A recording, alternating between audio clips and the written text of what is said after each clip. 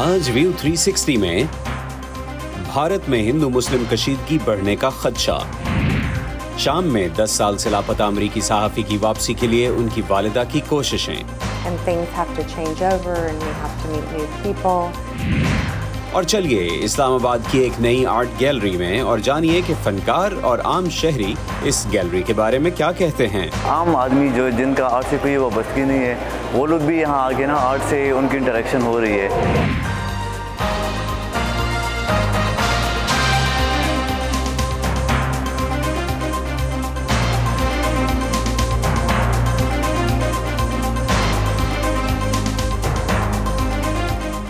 Voice of America के Washington Studios में आप सबको खुशामदीद। आप देख रहे हैं प्रोग्राम व्यू 360 और मैं हूं मोहम्मद आतिफ।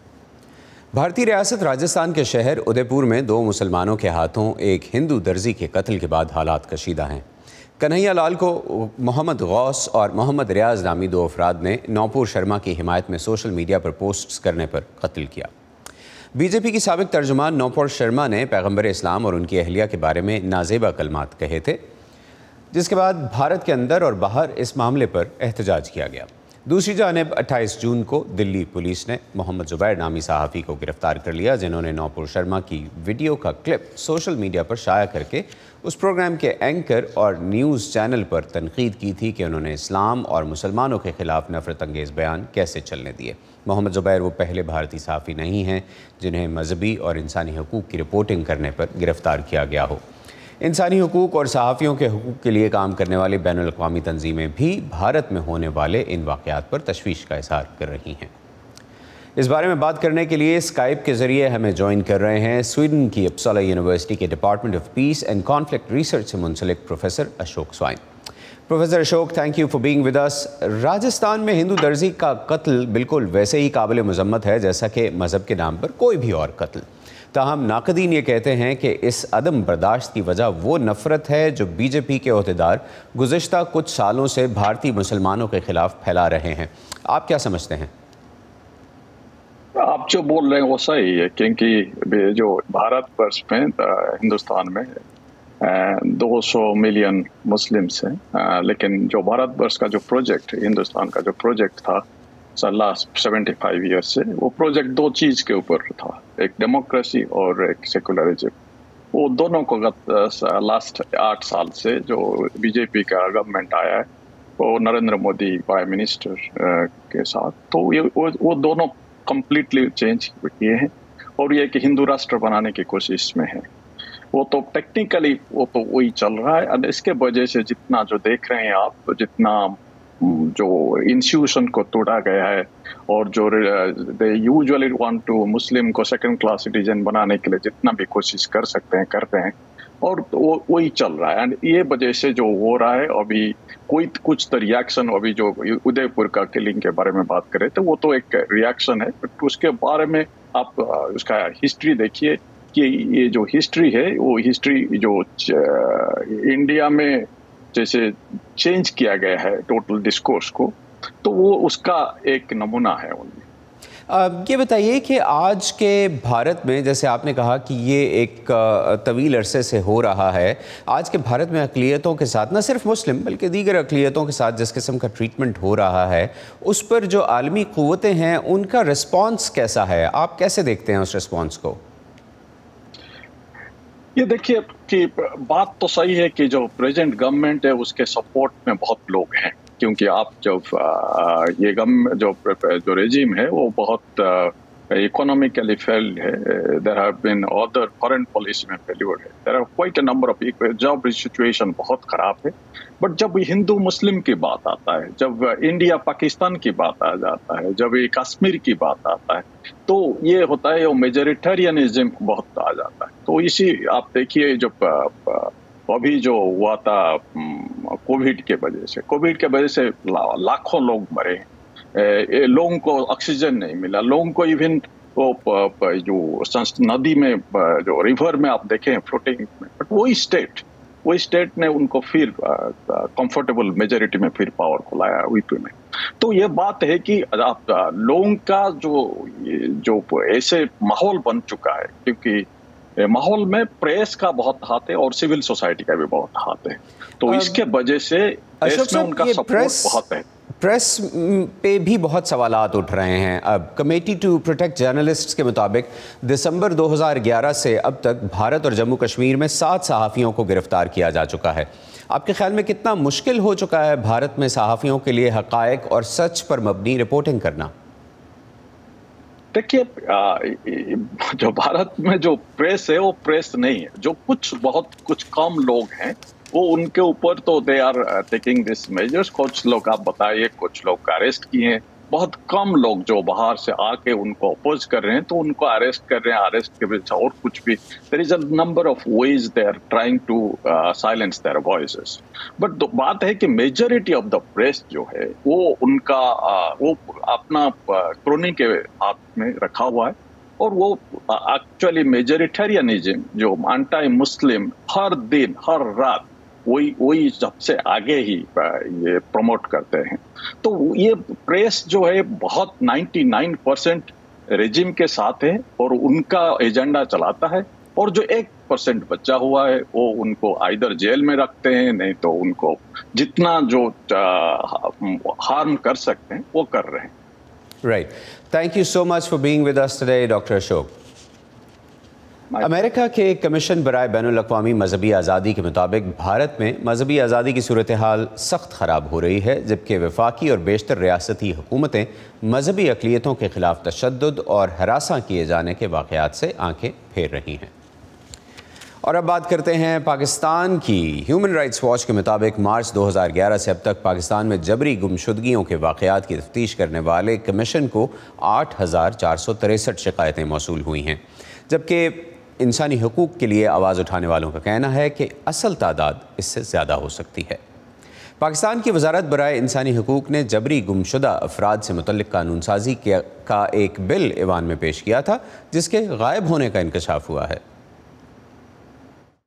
मैं समझता हूँ कि आज हमारी ह्यूमन राइट्स कमेटी की मीटिंग भी थी, उसमें मैंने इशू रेज़ किया कि वो जो एनफोर्स डिसअपीयरेंस का बिल है वो किधर गायब हुआ, और मैंने सेक्रेटरी ह्यूमन राइट्स से पूछा और उन्होंने कहा कि ये कहीं वो गायब हो गया था, आप उसको रिट्रीव कर रहे हैं। मैंने कहा कि ये जो एनफोर्स डिसअपीयरेंस है ये एक जुर्म है, ये इंसानी हकूक़ की शदीद खिलाफ वर्जी है, इसकी हम मज़म्मत करते हैं, और किसी भी बंदे का खिलाफ ये करना ये it is unacceptable in any civilised country, और इसमें स्ट्रॉन्ग स्टैंड। और मुझे खुशी है कि ह्यूमन राइट्स वॉच ने भी बड़ा सही बयान दिया है, और जो इस्लामाबाद हाई कोर्ट ने फ़ैसला किया था कि इस रियासत की ज़िम्मेदारी है, और रियासत की ज़िम्मेदारी है कि हर शहरी का तहफ़्फ़ुज़ करना कानून के मुताबिक, और अगर किसी के ख़िलाफ़ कोई भी इल्ज़ामात हैं या कोई भी केस है तो वो कानून के मुताबिक चलना चाहिए।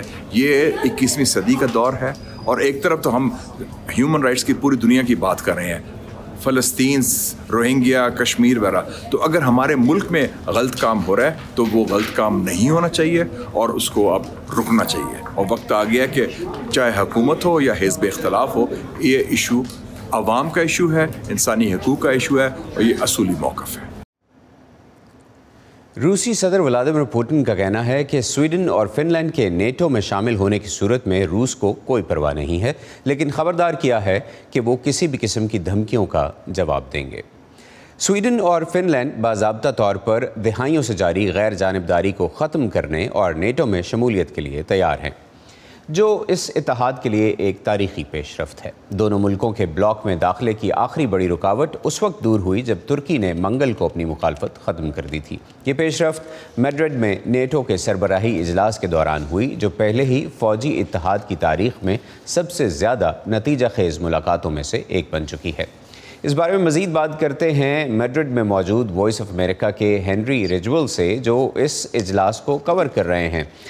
Henry, America and especially President Biden announced more military presence in Europe, including the deployment of additional naval destroyers in Spain and positioning more troops elsewhere. What message is he giving? He's giving a message that transatlantic unity is in rude health at a time when Europe as a continent is at war and facing a very real threat from Russia. Of course, over the past 10 years, that NATO has essentially been firefighting crises around the world, and it's been trying to shore up its own unity. There were strains in the alliance under Donald Trump, accusations that countries weren't pulling their weight. But now the war in Ukraine has really galvanized the members together. And President Biden's message here at the summit was that America is here for the long haul, both to defend Europe's and NATO's territory. He said that the Article 5 of NATO was sacrosanct, that the US would help to defend every inch of NATO soil, but also underlining that support for Ukraine in its war against Russia will be maintained, will be ongoing. Many leaders here at the summit have said it's vital that President Putin does not win this war, because if Russia does that, it will gain confidence to go on and try and take more territory in Europe. So the message from Biden has been warmly welcomed here by European allies. There will be more destroyers sent here to Spain, raising the number of naval destroyers from 4 to 6. There will be a new army headquarters for the US Army 5th Corps in Poland, new rotational deployments in Romania and the Baltic states, and air defenses sent to Germany and Italy. So a big package of additional defense, 100,000 US troops now on European soil. And it's very clear that NATO is entering a new era in its defense, in its rivalry with Russia. Ji Henry हमें बता रहे थे कि NATO एक नए era में दाखिल हो रही है यूरोप का दिफा करने के लिए और रूस का मुकाबला करने के लिए, और जिस तरह से प्रेसिडेंट बाइडन ने यूरोप के लिए मज़ीद फ़ौजी और दिफाई सामान, फ़ौजी और दिफाई क़ुव्वत में इजाफ़ा करने का वादा किया है, जिसमें अमेरिकन ट्रूप्स शामिल हैं, नेवल डिस्ट्रॉयर्स शामिल हैं, पोलैंड में अमरीकी फ़ौजियों की तैनाती शामिल है, एक पूरी ब्रिगेड डिप्लॉय की जा रही है, और इस तरह के दीगर इक़दामात जिनके तहत नेटो के आर्टिकल 5 के तहत नेटो ममालिक मिलकर अपनी टेरिटरी का दिफा करेंगे किसी भी इन्वेडर के ख़िलाफ़, और ख़ास तौर पर रशिया के ख़िलाफ़ यूक्रेन की मदद करने के लिए जिस किस्म की सपोर्ट का वादा किया जा रहा है। मज़ीद बात करते हैं हेनरी से ही। Henry, it is a changed security environment as you know the NATO allies are calling it. How significant are the US promises for Europe and NATO countries at a time of a serious security crisis since the Second World War? Exactly. Since 1945, Europe has not faced the kinds of challenges, the kinds of threats that it is facing now. And that was outlined in NATO's strategic concept. This is a 10-year project where NATO outlines its blueprint for the future in how it's going to deal with threats. And what a changed security environment it is over the past decade. The document was very explicit in naming Russia as the biggest imminent security threat to NATO and its allies and its partners. And so that additional support from the United States is vital, because despite this being an alliance of 30 members, soon to be 32 when Sweden and Finland are expected to join very soon, of course the United States still contributes by far the bulk of the force and the numeracy, the number of forces behind the NATO alliance. And so it is a vital contribution to NATO, but also particularly when NATO is expanding its horizons, really. That strategic concept also named China as a challenge to NATO's security, to its values and to its interests. There are countries also who are looking south to challenges from the Sahel, to militant Islamist groups there that could challenge NATO territory as well. So it's vital that this level of NATO unity is maintained in what it describes as a dangerous and changing world. Ji Henry ने हमें बताया है कि NATO ये समझता है कि NATO को इस वक्त जिन चैलेंजेस और ख़तरात का सामना है उसके लिए अमेरिकन सपोर्ट बहुत ही वाइटल है, और साथ में चाइना को भी नेटो मुस्तकबिल के लिए एक ख़दशा करार देता है, ख़तरा करार देता है कि चाइना भी किसी स्टेज पर ऐसे इक़दामात कर सकता है कि वो नेटो के लिए ज़्यादा चैलेंजिंग बन जाएं, और इस चैलेंजिंग सिचुएशन में नेटो का इकट्ठे होना और उसमें दो मज़ीद ममालिक का शामिल होना एक खुशाइन कदम के तौर पर देखा जा रहा है। Henry, what additional support are we going to see for Ukraine in the coming days, weeks or months to defend itself from Russian invasion, whether it comes from the European Union or the NATO alliance? Well, that's the question, of course, that Ukraine wants answered, and a question that President Zelensky explicitly asked Wednesday when he addressed NATO leaders here in Madrid. NATO itself, as an alliance, is not providing the kind of weapons, heavy weapons that Ukraine wants, the kind of weapons that have slowly been arriving from Western partners, although NATO has been helping with the logistics of delivering it to Ukraine. It is the individual member states, particularly the United States, Britain, and to some extent some other countries, including Poland and France and Germany, that are sending the heavy weapons to Ukraine that it needs. At the moment, that is heavy artillery systems, multiple launch rocket systems. There's only a handful that are arriving in Ukraine, but Western military planners say those types of weapons could really change the game on the ground in the eastern part of Ukraine and could be vital to turning the tide of the war. Right. Well, thank you so much, Henry, for being with us today and telling our audience about this very important NATO meeting in Spain. اور اپنے دیکھنے والوں کو بتا دیں کہ Henry ریجول ہمیں بتا رہے تھے کہ نیٹو کی طرف سے کوئی ایسی امداد نہیں دی جا رہی یوکرین کو جس کو ہم ایک سگنیفیکنٹ مدد کہہ سکتے ہیں، جبکہ نیٹو ممالک انڈیویژولی ایسی مدد دے رہے ہیں جس میں جرمنی، فرانس اور امریکہ بھی شامل ہیں۔ اور اب آگے بڑھتے ہیں ایک اور صحافی کے المیہ کی طرف، جو کہ ایک امریکی صحافی ہیں۔ آسٹن ٹائس پچھلے 10 سال سے شام میں لاپتہ ہیں۔ امریکی ریاست ٹیکساس سے تعلق رکھنے والے ان کے خاندان اور امریکی حکام کا خیال ہے کہ آسٹن شام میں زیر حراست ہیں۔ ان کی والدہ گزشتہ ایک عشرے سے اس کوشش میں ہیں کہ ان کے بیٹے کو بھلایا نہ جائے۔ تفصیلات اس رپورٹ میں۔ پچھلے 10 سالوں سے ہر لمحہ ایک ہی سوچ ڈیبرا ٹائس کے ذہن پر چھائی رہتی ہے، ان کا بیٹا آسٹن۔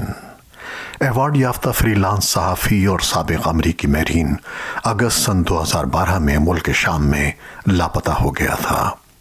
ان کے گھر والوں اور امریکی حکام کا خیال ہے کہ آسٹن شام میں زیر حراست ہیں۔ شامی حکومت نے کبھی کھلے عام اس بات کو تسلیم نہیں کیا کہ ایسا ہے۔ ریاست ٹیکساس کے شہر ہیوسٹن سے تعلق رکھنے والے اس خاندان کے لیے اب امریکی دارالحکومت واشنگٹن ڈی سی ایک مانوس جگہ بن چکی ہے۔ آسٹن ٹائس کی ماں پچھلے 3 صدارتی ادوار میں اپنے بیٹے کی گھر واپسی کے لیے کوششیں کر چکی ہیں۔ ہر الیکشن ہنگامہ خیز ہوتا ہے اور چیزیں بدل جاتی ہیں، اور ہمیں نئے لوگوں سے ملنا پڑتا ہے۔ ہمیں یہ معلوم کرنا ہوتا ہے کہ ان کا نقطہ نظر کیا ہے۔ واشنگٹن میں نیشنل پریس کلب کا کہنا ہے کہ آسٹن واحد امریکی صحافی ہیں جو اپنے صحافتی کام کی وجہ سے بیرون ملک حراست میں ہیں۔ پریس کلب کے ڈائریکٹر بل میک کیرن کا کہنا ہے کہ جب کوئی حکومت کسی غیر ملکی رپورٹر کو قید کرتی ہے تو اس کا ایک ہی مقصد ہوتا ہے، خاموشی۔ صحافیوں کو یرغمال بنانے والی بہت سی حکومتیں یہ چاہتی ہیں کہ ان کے بارے میں کوئی بحث نہ ہو، کوئی قدم نہ اٹھایا جائے۔ وہ چاہتے ہیں کہ عوام اس حقیقت کو بھول جائیں کہ انہوں نے اس شخص کو پکڑا ہوا ہے، کیونکہ وہ کسی مقصد سے یہ کر رہی ہیں۔ National press club ties family کی مدد کر رہا ہے۔ آسٹن کا معاملہ ذرا مشکل ہے کیونکہ ہم نے ان 10 سالوں میں اس کے بارے میں نہ دیکھا یا سنا نہیں ہے۔ روس کے ساتھ اپریل میں قیدیوں کے ایک تبادلے میں سابق امریکی میرین ٹریور ریڈ کی رہائی سے کچھ امید پیدا ہوئی ہے۔ صدر جو بائیڈن نے مئی میں ٹائس فیملی سے ملاقات کے دوران ٹریور ریڈ کا حوالہ دیا تھا، اور محکمہ خارجہ کا کہنا ہے کہ وہ آسٹن ٹائس کی واپسی کو یقینی بنانے کے لیے ہر ممکن کوشش کر رہا ہے۔ ڈیبرا ٹائس کا کہنا ہے کہ صدر بائیڈن نے انہیں بتایا کہ وہ آسٹن کی یقینی رہائی کے وعدے پر قائم ہیں۔ انہوں نے جو باتیں کہیں وہ بہت ہی حوصلہ افزا تھیں ایک ماں اور ایک باپ کے لیے۔ اس دوران ڈیبرا ٹائس اپنے بیٹے کے بارے میں پر امید ہیں اور اس کے مستقبل کے بارے میں سوچتی ہیں۔ جب آسٹن گھر آئے گا تو اسے بہت سے فیصلے کرنے ہوں گے، اور میں تصور کرتی ہوں کہ وہ اپنی زندگی کی 30 کی دہائی کے تمام عرصے میں قید رہنے کے بعد، جو کہ خاص طور سے کسی مرد کے لیے انتہائی اہم وقت ہوتا ہے، اپنے اگلے راستے کو کیسے ڈھالے گا۔ ان کے لاپتہ ہو جانے کے تقریباً 10 سال بعد بھی ان کا خاندان اور ان کے حامی اس بات کو یقینی بنانے کے لیے اپنی جد و جہد جاری رکھے ہوئے ہیں کہ آسٹن ٹائس کو فراموش نہ کیا جائے۔ سروان کجو کی رپورٹ کے ساتھ خالد حمید، وائس آف امریکہ۔ اور اب بڑھتے ہیں پاکستان کی طرف۔ اسلام آباد ملک کا دارالحکومت ضرور ہے، لیکن یہاں سرکاری سرپرستی میں چلنے والی کوئی بھی آرٹ گیلری موجود نہیں تھی۔ لیکن کچھ عرصہ پہلے اس حوالے سے ایک تبدیلی آئی، اور یہ تبدیلی تھی ایک نئی آرٹ گیلری کی شکل میں۔ دارالحکومت کے شہری اور فنکار اس آرٹ گیلری کے بارے میں کیا کہتے ہیں، جانتے ہیں گیتی آرا انیس سے۔ دوست محمد بلوچستان سے تعلق رکھنے والے آرٹسٹ ہیں۔ ان کی خوبصورت تصاویر میں بلوچستان کے پہاڑوں کی وسعت کو محسوس کیا جا سکتا ہے، لیکن آج سے پہلے ان کے لیے اسلام آباد میں اپنے فن پاروں کی نمائش کرنا آسان نہیں تھا۔ اس کی سادہ سی وجہ شہر میں سرکاری سرپرستی میں قائم کسی آرٹ گیلری کا فقدان تھا، لیکن اب ایسا نہیں ہے۔ یہ جو ایگزیبیشن ہے آرٹسکیپ نام سے، تو اس میں پوری جو ایک سیناریو ہے، اس میں وہ جو ایک ایٹماسفیئر ہے، ایک تنہائی ہے، کوئی ایک کرب ہے، تو وہ تمام چیزیں کوئی تھرو اسٹرکچرل جو فارم ہے اور پلس اور اس میں جو کوئی لائٹ کی جو ڈسپلے ہے اس چیز کا، اور پھر خاص کر یہ جو کام ہے میں نے سارا لیئرز بھی کیے ہوئے ہیں۔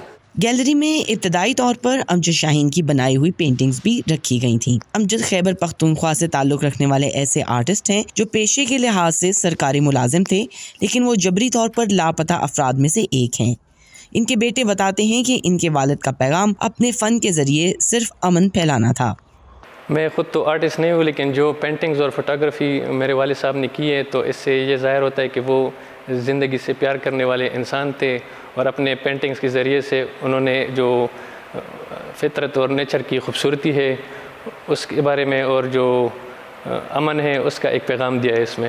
گیلری کے چیف کیوریٹر جمال شاہ کا کہنا ہے کہ گیلری کا قیام اسی لیے عمل میں لایا گیا تاکہ ملک کے مختلف حصوں سے تعلق رکھنے والے فنکاروں کو اپنے آرٹ کے ذریعے لوگوں تک پہنچنے کا موقع ملے اور شہریوں کو کلچر کا ایک نیا پلیٹ فارم فراہم کیا جا سکے۔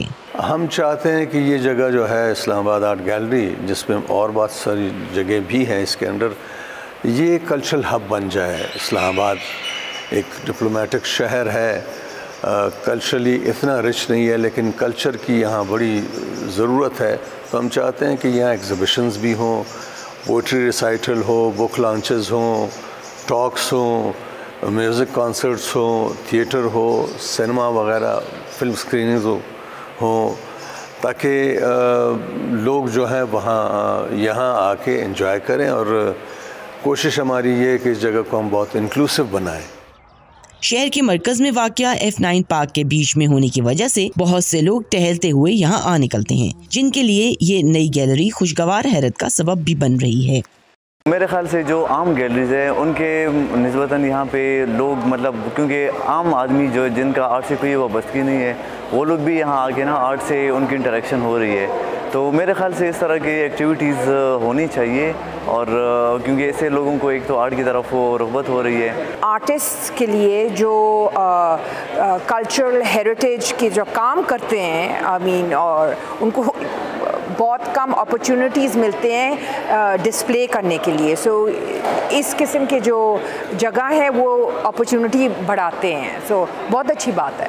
گیلری کو معروف ماہر تعمیرات نیر علی دادا نے ڈیزائن کیا تھا، لیکن اسے شروع میں گیلری کے طور پر استعمال نہیں کیا جاتا تھا، بلکہ ایک ریسٹورنٹ تھا جو لمبے عرصے سے بند پڑا تھا۔ کیپٹل ڈیولپمنٹ اتھارٹی نے اسے گیلری میں بدلنے کا فیصلہ کیا۔ جہاں کسی زمانے میں ایک ریسٹورنٹ ہوا کرتا تھا، وہاں اب یہ خوبصورت گیلری ہے جہاں پر آنے والے مختلف فن پاروں سے لطف اندوز ہوتے ہیں۔ اسلام آباد کے رہائشیوں کا کہنا ہے کہ ثقافتی لحاظ سے اس گیلری کا بنائے جانا کسی تازہ ہوا کے جھونکے سے کم نہیں۔ گیتی آرا انیس، وائس آف امریکہ، اسلام آباد۔ اسی پر ختم کرتے ہیں آج کا ویو 360، اور پاکستان اور خطے سمیت دنیا بھر کی اہم خبروں کے لیے آئیے ہماری ویب سائٹ اور سوشل میڈیا پلیٹ فارمز پر۔ آج تک کے لیے اتنا ہی۔ محمد عاطف کو اجازت دیجیے، خدا حافظ۔